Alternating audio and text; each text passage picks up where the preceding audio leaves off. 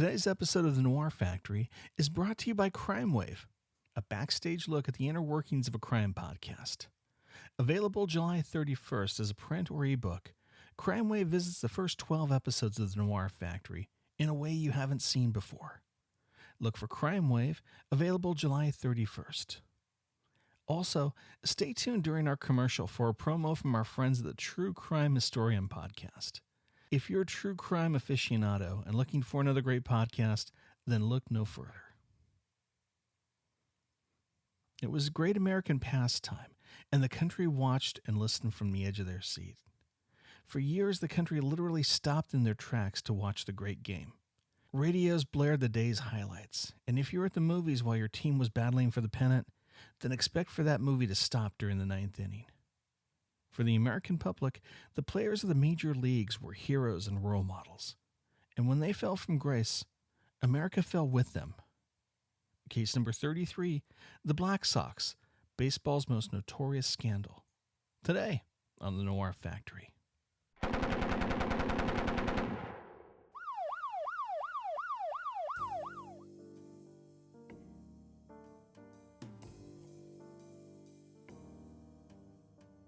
Noir, suspense, true crime, hard-boiled fiction.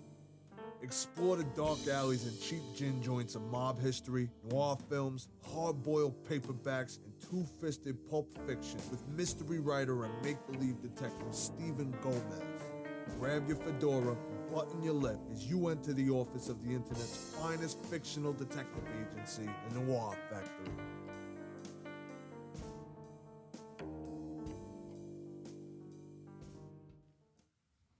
I'm forever blowing ball games, pretty ball games in the air. I come from Chai, I hardly try. I just go to bat and fade and die. Fortune's coming my way, and that's why I don't care. I'm forever blowing ball games, and the gamblers treat us fair. Ring Lardner.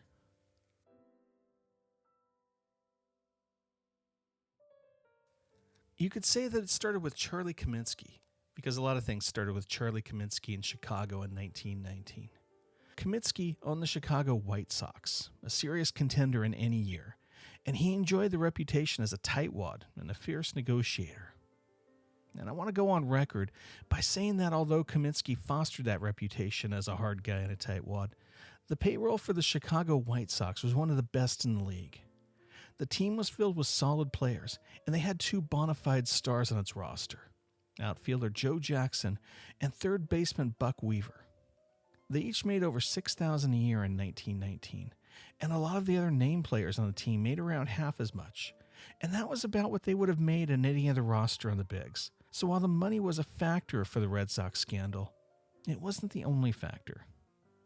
Comiskey himself had been a ball player. He was a pitcher before moving to first base, and when he was there, he changed the way the position was played. After his time as a player, he moved on to coaching. He retired there from a winning record before he became the owner of the Chicago White Sox. So while Charlie Comiskey may or may not have lived up to the tightwad role, he played the part of the antagonist with relish. Unions weren't welcome anywhere in the major leagues, but they were forbidden in Chicago. Also, in order for a player to become a free agent and negotiate with any other team, they had to seek permission from the current owner. Comiskey regularly withheld that permission until the end of the negotiation period, forcing other teams' hand and fouling prospective deals. In fact, even in everyday team affairs, Charlie Comiskey seemed to enjoy taking an adversarial role against his players. The players were issued a single uniform and told that they were responsible for keeping it clean and mended, even on the road, leaving them little time to launder their uniform if they were even so inclined, and most of the time they weren't. In fact, the uniforms were the first time someone ever associated the term the Black Sox with the team. But it wouldn't be the last. The team stayed in cheap motels and transportation was cut rate. Baseball legend says that in the 1919 season, Eddie Cicotte had been promised a $10,000 bonus if he won 30 games. When Eddie won 29 games with a few games to spare in the season, Comiskey had his manager, Kid Gleason, bent Cicotte, supposedly saving his arm for the postseason. Cicotte ended the season with 29 wins and 7 losses. And if you listen to legend, that would have cost him $10,000. That same season, Comiskey promised his players a bonus if they won the pennant going into the playoffs. They did, and Comiskey vowed to deliver on that promise. Players were anxiously waiting for an envelope to appear in their locker. Instead, a case of champagne was waiting for the players in the clubhouse to celebrate their win. And the champagne was flat. The team itself did not get along. There were players like second baseman Eddie Collins and catcher Ray Schalk who were considered straight-laced. They played by the rules, they didn't gamble or drink, and they wanted nothing to do with those who did. They'd come to be known as the Clean Sox. The rest of the team were hoping for fast money, and they assumed baseball was their ticket. That ticket seemed to be letting them down. The two fractions didn't mix well. They didn't hang out, they didn't socialize, in fact, they didn't really speak to each other. Outside of their love for the game, they only had one thing in common. They all hated Charlie Comiskey. This month at the Noir Factory, we're as pleased as punch to announce a new venture for the agency. Crime Wave is a collection of the first 12 cases of the Noir Factory podcast in book form. What this amounts to is a backstage look at true crime podcasts in general, and the Noir Factory in particular.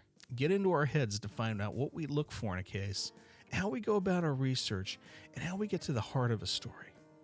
Crime Wave is a collection of our first steps as a podcast, as well as the stories that helped us find our voice. If you're a fan of the show, if you're a fan of crime podcasts, if you like a good story, pick up a copy of Crime Wave, available on Amazon as a Kindle ebook or trade paperback. And in addition to a new look at our first dozen cases, you'll get a bonus taste of Noir Factory fiction with the first case in the John Brightman casebook. That's Crime Wave by Stephen Gomez, a Noir Factory exclusive, available as an ebook or trade paperback on Amazon. And now, a word from our friends over at the True Crime Historian podcast. Hey everybody, True Crime Historian Richard O. Jones here, hoping you enjoyed this episode of the Noir Factory. Back when I first thought about doing my own show, I cased out Steve's joint big time. He's a straight shooter, I like that. He sticks to the story without a lot of banter or pretending to solve a crime. I like that too, so I planned a heist and took it. But with my own twist, on a fresh look at the scandals, scoundrels, and scourges of the past, by editing narratives from source documents and the writings of the pioneers of the true crime genre. So if you like the Noir Factory, I think you'll enjoy True Crime Historian from Wondery. Find me at www.truecrimehistorian.com or on your favorite podcast player.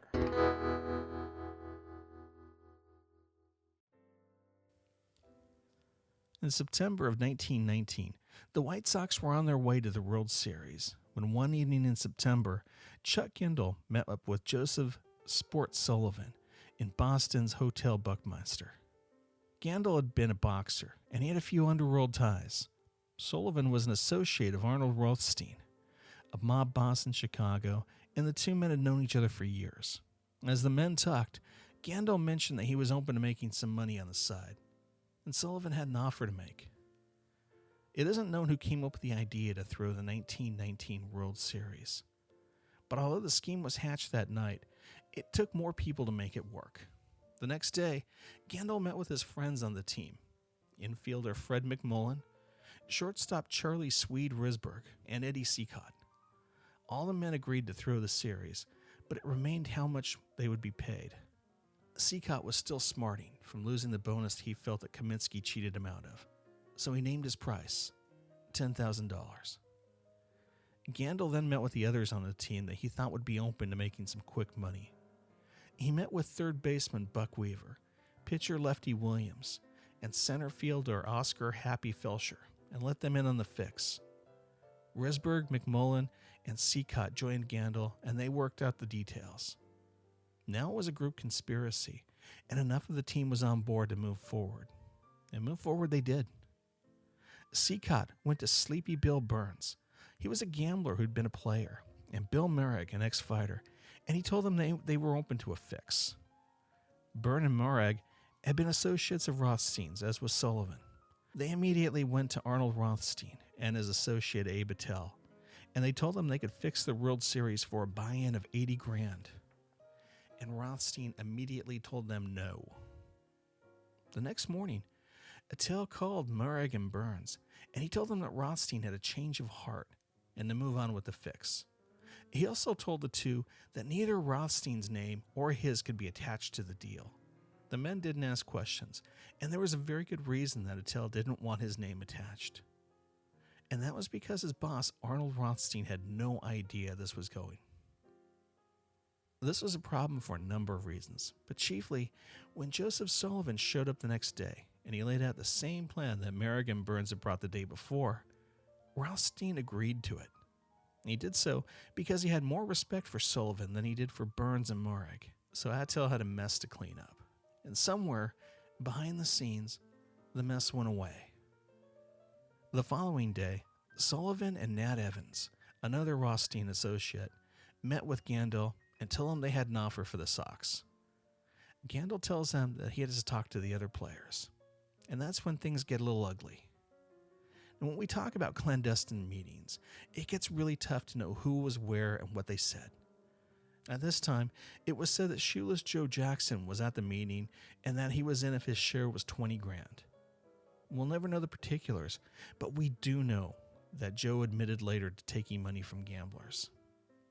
On September 29th, Rothstein sent $40,000 with Sullivan to be paid to the players. He gave Chick Scandal $10,000 with the promise of more to come later, and without Rothstein's knowledge, put down $30,000 on the Cincinnati Reds.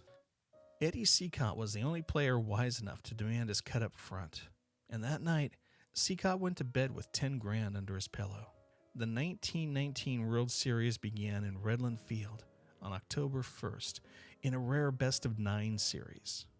In the first game, Eddie Cicotte gave up an uncharacteristic 5 runs in the 4th inning, resulting in a Cincinnati win of 14-6. Even before the game, there was whispers of something being not quite right. Going into the series, the Sox were heavily favored, being the stronger, more complete team. With the amount of money being bet, particularly on Cincinnati, the odds started to change, and Cincinnati became the favorite. And it's been said that evening, Kid Gleason, the Sox manager, and Comiskey himself sat down and talked about the possibility of the series being fixed. Cincinnati won the second game of the World Series 4-2, and the players started making noise about not seeing any money. In order to move forward, Scandal, Cicotte, and the others were promised a payday after every game they lost, but it was a payday that never really came. Game 3 was won by the Sox, and it was pitched by Dickie Kerr. In that game, Shoeless Joe had 2 hits for an average of .455, and Swede Risberg had 1 run for a 3-0 Chicago win. That night, Chick Scandal received $20,000 from Sullivan, and the next day, Chicago dropped Game 4 2-0. Cincinnati went on to win Game 5 5-0, and Chicago made things a little interesting by winning Game 6 5-0. They made things even more interesting the next game by winning Game 7 4-1. The night before the 8th game of the World Series, Claude Williams, the Sox starter for Game 8, was reported to have been threatened by an unknown man. The man told Williams that if he made it past the first inning of Game 8, he and his wife would be hurt. The next day, Williams gave up 4 consecutive hits and 3 runs, giving the Reds a 10-5 win and the championship. The following day, the first in a series of articles in the Chicago Herald-Examiner by Hugh Fullerton reported that Comiskey had already decided that 8 players on the World Series team would not be back the next year. More articles by Fullerton followed. They asked if the gamblers called the shots in Chicago baseball, and they asked what the players knew. The article stirred public sentiment so much that Charles Comiskey offered $20,000 to anyone who would provide any evidence of fixing a game. Finally, after all the innuendo and veiled accusations, Hugh Fullerton published an explosive article in the New York World that accused Chicago players of throwing the World Series outright.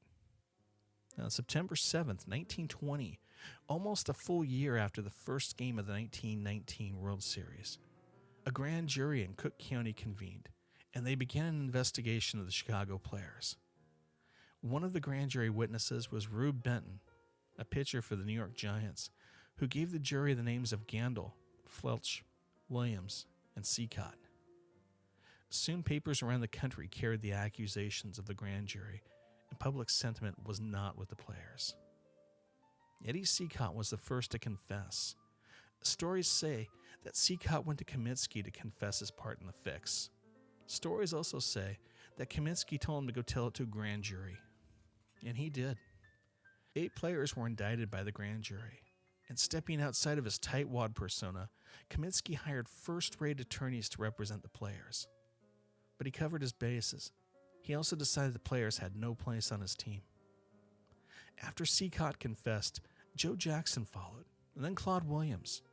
Arnold Rothstein was called in before the grand jury, and he placed the blame on Abe Attell. While the grand jury was investigating the activities of the White Sox, Major League decided that they needed to address the problem of cheating. The public no longer had faith in Major League Baseball. It needed a leader. It needed someone who was above reproach. The National League president, John Hadler, said, "We want a man as chairman who will rule with an iron hand. Baseball has lacked a hand like that for years. It needs it now worse than ever. Therefore, it is our object to appoint a big man to lead the new commission." On November 8th, 1920, owners of the National American Leagues voted Judge Kennesaw Mountain Landis as the first commissioner of Major League Baseball. Landis was still serving as a federal judge when he accepted the role of commissioner, and continued to serve as a judge while he acted as commissioner. He demanded complete control over Major League Baseball, from the ball boys to the owners. His will was absolute, and the owners waived any recourse to his rulings. The press loved his appointment. It brought a feeling of justice to the court proceedings that the White Sox didn't. Landis placed all 8 players on the ineligible list while the jury was selected. The players and 5 gamblers were charged with 9 counts of conspiracy to defraud. During the trial, key evidence from the Cook County Courthouse went missing, including the confessions of Seacott and Jackson. The jury deliberated for 3 hours before they came back with a verdict of not guilty. The gamblers and the players were found innocent, and they were cleared of all wrongdoing. But only in a court of law. It was Landis' decision to have the players banned from life for baseball, regardless of the court ruling. Regardless of the verdict of juries, no player who throws a ball game, no player who undertakes or promises to throw a ball game, no player who sits in confidence with a bunch of crooked ball players and gamblers, where the ways and means of throwing a game are discussed, and does not promptly tell his club about it, will ever play professional baseball again. Comiskey backed up the commissioner's ruling by giving the players under contract unconditional releases. Arnold Chick Gandil, Eddie Seacott, Oscar Happy Felch, Joe Jackson, Fred McMullen, Charles Swede Risberg, George Buckweaver, and Claude Lefty Williams were all banned for life from baseball. In addition to the White Sox player, Joe Gideon, the second baseman from the Browns, was also banned for life after placing a bet with inside info from his friend Swede Risberg. After the Landis judgment was done, some of the members of the press and baseball fans felt the punishment was too harsh. Much was made of Jackson's performance during this series. Some argued that he played well, and others argued that he wasn't literate enough to grasp the severity of the situation. But his confession, found years later in the possession of a Comiskey lawyer, proved Jackson knew too well who'd paid him. Over the next few years, a few of the members of the White Sox played outlaw ball. Risberg and Seacott tried to form a 3-man barnstorming tour that was canceled after Landis made it known that anyone who played on the teams would never see the major leagues. Risberg and Seacott played in minor leagues under assumed names, but they were found out. After one game, pitching in the Colchester team, Eddie Seacott, wearing red, white, and blue uniform, was told he had some nerve wearing those colors. In newspapers, there was a cartoon that showed a small boy walking up to shoeless Joe Jackson, pulling on his shirt and asking his hero to say it wasn't so. The scene never happened. It's just legend. But if we're going to talk legends, I prefer the story of 8-Man Out, where Buck Weaver's sitting in the stands. He's watching a game, and a player named Brown played at a level that was head and shoulders above everyone else on the team. The guy next to Weaver, having no idea who he is, taps him and tells him that guy could be Joe Jackson. Weaver tells the man he saw Jackson play, and that man wasn't Jackson. The man in the field, however, continues to play, and he loves it. Arnold Rothstein died in 1928 from gunshot wounds at the age of 46. Charles Comiskey passed away in 1931 at Eagle River, Wisconsin, at the age of 72. Judge Kennesaw Mountain Landis passed away in 1944 from complications of a heart attack at the age of 78. Joe Jackson died in 1951 in Greenville, South Carolina, at the age of 72. Fred McMullen died of a stroke in 1952 at the age of 61. George Weaver passed away in Chicago in 1956 at the age of 66. Claude Williams died in Laguna Beach, California in 1959 at 66 years old. Oscar Felch died of a liver condition in 1964 at the age of 73. Eddie Seacott passed away in Livonia, Michigan in 1969 at the age of 85. Arnold Gandel, considered a leader in the conspiracy, died in 1970 at the age of 82. And Charles Risberg died in 1975 at the age of 81. He was the last living member of the Black Sox. And the Chicago White Sox, they won the World Series once again in 2005. That closes the books on this case. Join us next time on the wrong side of the tracks at the Noir Factory, as we look at the best in true crime, noir, and hard-boiled stories has to offer. If you've enjoyed this podcast, then please subscribe on iTunes and leave an honest review. And be sure to stop by the website to fill up on pulpy and hard-boiled goodness. And remember, nice guys finish last. Psst, still there? This week's Special Noir Factory Dakota message is coming right up. Crack the code by visiting thenoirfactory.com/key. 6, 20, 22, 4, 8, 3, 20, 10, 22, 3, 3. That is all. For the key to this code, visit thenoirfactory.com/key. That's thenoirfactory.com/key. Good night.